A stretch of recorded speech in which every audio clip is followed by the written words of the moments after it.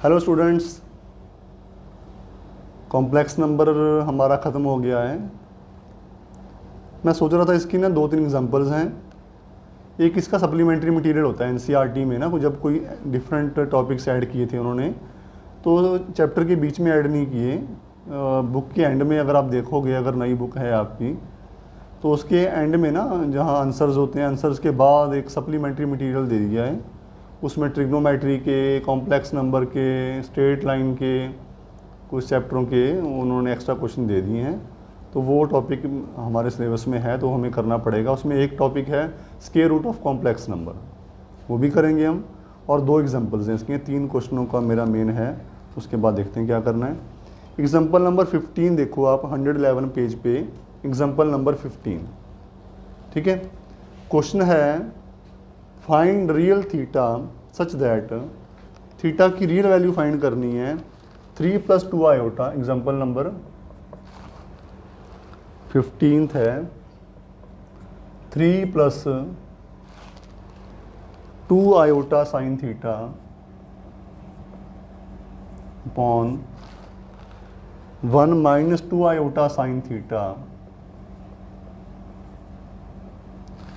ये purely real होना चाहिए, यानी कि इसमें आयोटा नहीं होना चाहिए। आयोटा तो है अभी ना, तो हमें कुछ ऐसा करना कि इसमें से आयोटा ख़त्म हो जाए।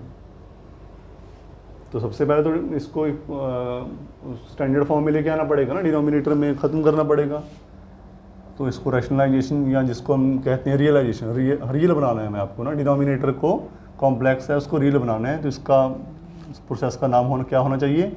रियलाइजेशन। ठीक है, पर चलो हमें तो स्टेप लगाना ही लगाना है, तो नाम तो जो मर्जी इसको हम दे दें, पर फिर भी इसको रैशनलाइज ही बोलते हैं, क्योंकि फ्लो बना होता है, आत बड़ी होती है।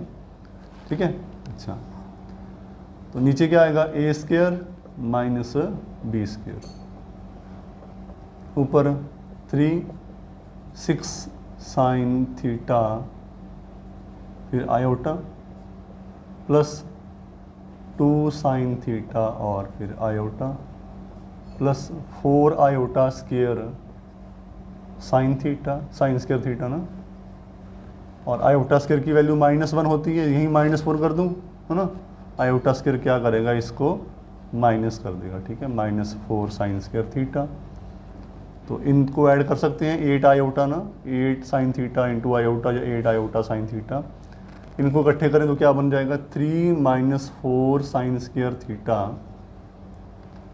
प्लस 8 साइन थीटा आयोटा, या शुरू में आयोटा लगा दो, मर्जी आपकी, या 8 आयोटा, जहाँ मर्जी कर लो। ठीक है, कोई चक्कर नहीं, वैसे यही ठीक है यार।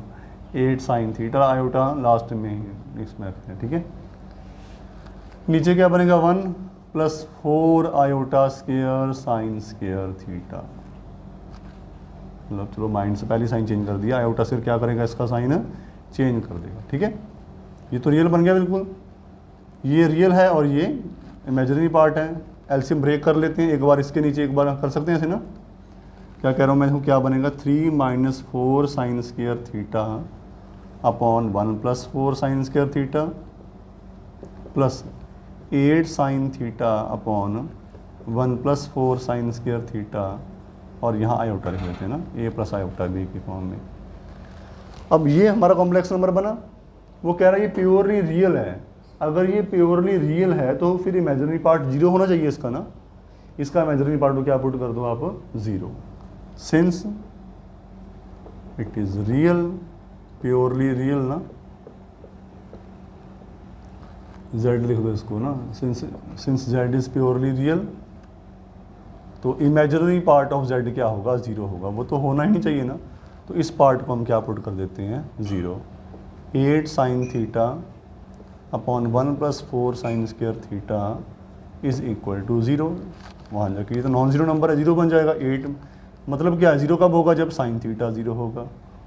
याद है अब 3.4 एक्सरसाइज ट्रिग्नोमेट्री में कर चुके हैं ना, कि जब साइन थीटा 0 होता, थीटा की वैल्यू क्या होती है?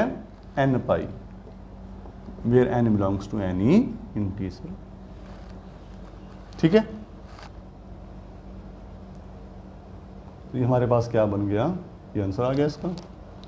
अगर ये प्योरली इमेजिनरी होता तो इसका ये वाला पार्ट 0 होता। फिर इसको 0 पुट करके कोई वैल्यू निकालते हैं हम, फिर ना इस वाले पार्ट को 0 पुट करते हैं, वहाँ से हम थीटा की वैल्यू निकालते हैं। प्योरली रियल है तो इमेजिनरी पार्ट को 0 पुट कर दें। ठीक है, अगला देखो एग्जांपल नंबर 16। इसमें थोड़ी सी ट्रिक है का iota -1, example number 16, iota -1 upon cos π/3 plus iota sin π/3। ठीक है, आयोटा -1 कितना होता है, cos 60 1/2 है ना, आयोटा sin 60 √3/2, 2 ऊपर चला जाएगा ना, 2 ब्रैकेट में आयोटा -1 है ना, इनका एलसीएम 1 + √3 आयोटा यहीं पड़ा है। ठीक है, ये हो गया हमारे पास ना। तो अब हम क्या करेंगे, इसमें रैशनलाइज करना पड़ेगा हमें, तो ब्रैकेट ओपनिंग कर लेते हैं। क्या बनेगा, 2 आयोटा -2 ना, रैशनलाइज करते हैं, 1 - √3 आयोटा, 1 - √3 आयोटा। नीचे शॉर्टकट में कर दूं, a² माइनस करना था, प्लस हो जाएगा आयोटा स्क्वायर के साथ 3 ना। इसमें करें 2 आयोटा -2 √3 आयोटा -2, ये स्क्वायर बनेगा ना, -2 + 2 √3 आयोटा। ये आयोटा स्क्वायर इसका साइन चेंज कर देगा प्लस। तो अगर देखा जाए, इसको पहले लिख देते हैं ना, क्या बनेगा, ये 2 आयोटा -2 ना, नहीं आयोटा के साथ रखना है इसको, तो ना इसको रखते हैं ना, 2 √3 2 कॉमन भी ले लेते हैं, -1 अपॉन 4। अब आयोटा वाले इकट्ठे करें तो 2 कॉमन √3 + 1 अपॉन 4, और यहाँ पे आयोटा ना, प्लस आयोटा इंटू, ये 2 से 2 कट गया, ये 2 से 2 कट गया। तो ये हमारा फाइनली क्या बना, √3 - 1/2 प्लस आयोटा √3 + 1/2। ठीक है, ये z बन गया। कंपेयरिंग विद, अब क्या फाइंड करना है आपको, पोलर फॉर्म में करना है ना। तो कंपेयरिंग विद, याद क्या करते थे, z = r cos theta plus iota r sin theta.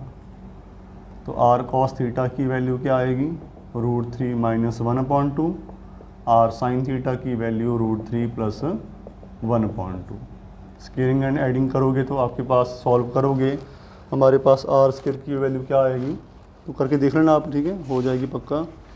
r हमारे पास क्या आएगा, 2, r² की वैल्यू 2 आ गई। ठीक है, करके देख लेना, सिंपल है कैलकुलेशन। r हमारे पास क्या बन जाएगा, √2। ठीक है, और ये वाली वैल्यू यहाँ पुट कर देंगे, तो हमारे पास cos थीटा की वैल्यू देखो, √2 यहाँ जाएगा ना, √2, अगर यहाँ से हमें cos चाहिए, √2 वहाँ जाके डिवाइड हो जाएगा, तो ये बन जाएगा √3 - 1/2 √2। साइन थीटा की वैल्यू बन जाएगी √3 + 1/2 √2। अब यहाँ एक ट्रिक है, या तो cos को पकड़ लो या साइन को पकड़ लो, किसी एक को पकड़ लो। हम cos को पकड़ लेते हैं।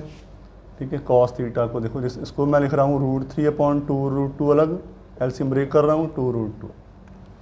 इसको लिख रहा हूँ मैं √3/2 × 1/√2 - 1/2 × 1/√2। ठीक है, अब cos में लेके आना मेरे को, क्या मैं इसको लिख सकता हूँ cos 30 डिग्री, इसको cos 45 डिग्री, है ना, माइनस साइन 30 डिग्री और साइन 45। देखो एक मतलब थोड़ा सोचना पड़ेगा बस आपको ना, क्योंकि याद है ना ट्रिग्नोमेट्री तो जिसने कर रखी है उसको तो इस इंच में बहुत आराम मेमोरी मिलेगी ना। cos A cos B minus sine A sine B, इसका फार्मूला क्या होता है हमारे पास, cos A + B। तो ये क्या बन जाएगा, cos A + B 30 + 45, यानी कि cos 75। साइन में भी ऐसे ही आएगा ना, तो हमें तो किसी एक से मतलब है। थीटा हमारा कितना आ गया 75, उसी टाइम इसको π/180 से मल्टीप्लाई कर दो। 15 से किया 5, 15 से किया 12, कितना आ गया 5π/12। ये आर्ग्यूमेंट आ गया और ये मॉडुलस आया था।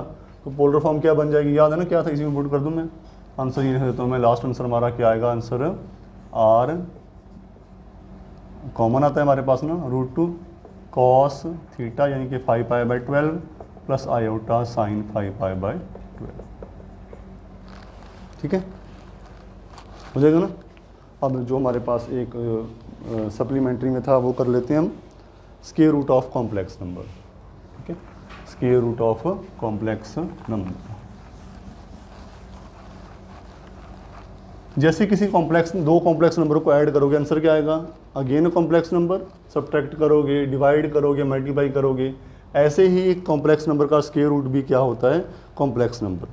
ये कर लेते हैं -15 -8 आयोटा, -15 -8 आयोटा का स्क्वायर रूट फाइंड करना है।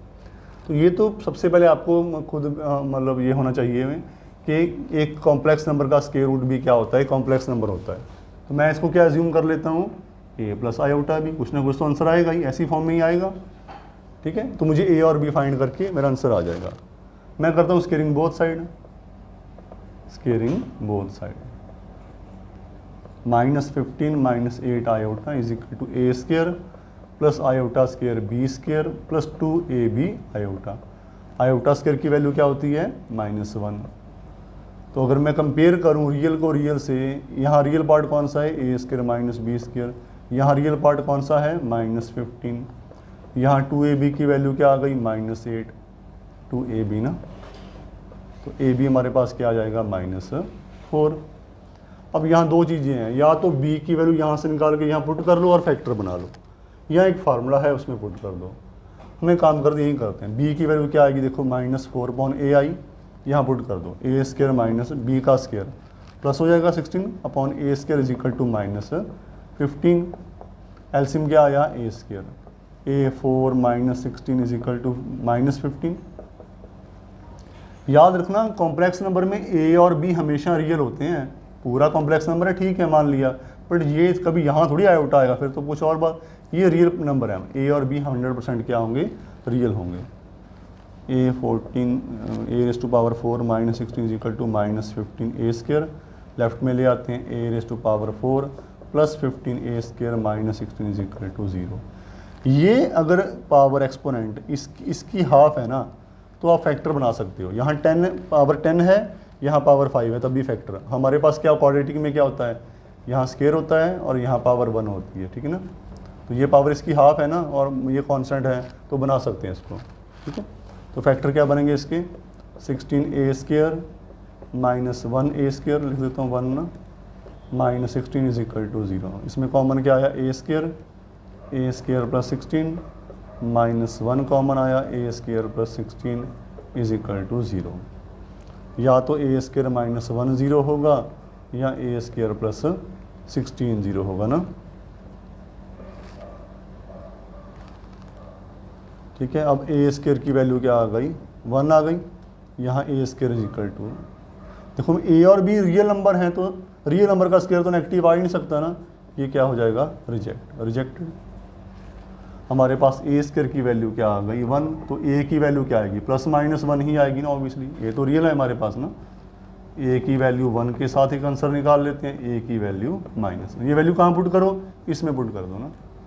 b की वैल्यू -4/a, यानी कि यहाँ पे 1 है, -4, इसमें b की वैल्यू -4/a -1 + 4। कॉम्प्लेक्स नंबर ये था, a प्लस आयोटा भी, तो z हमारा क्या बन जाएगा, इसको अगर मैं z लिखूँ, a प्लस आयोटा b ना, a इसी वैल्यू पुट करनी है, 1 -4 आयोटा, और इसमें -1 + 4 आयोटा। हम क्या कर सकते हैं, 1 - 4 आयोटा के आगे क्या लगा दो, +-, एक बार प्लस लगा दो और एक बार माइनस, ठीक है। ये हमारे पास इसका आ जाएगा ना, 1 - 4 आयोटा -1 + 4 आयोटा, ठीक है। सारे सम अगले ऐसे ही हैं। तो ये अब पेज नंबर कौन सा है, 474 है, सप्लीमेंट्री मटेरियल है, ठीक है। बुक के बिल्कुल एंड में दे रखा है, 5.4 एक्सरसाइज है उसकी, इसके 6 क्वेश्चन हैं, एक मैंने करवा दिया, बाकी सारे ऐसे ही हैं। ट्राई करो, अगर कुछ भी आपको डाउट मिलता है तो मेरे को सेंड कर दो। इसके साथ हमारा कॉम्प्लेक्स नंबर ख़त्म होता है। आपको एक असाइनमेंट सेंड कर देता हूँ मैं, उसके बाद फिर हम नया चैप्टर स्टार्ट कर लेंगे, ठीक है। Thank you.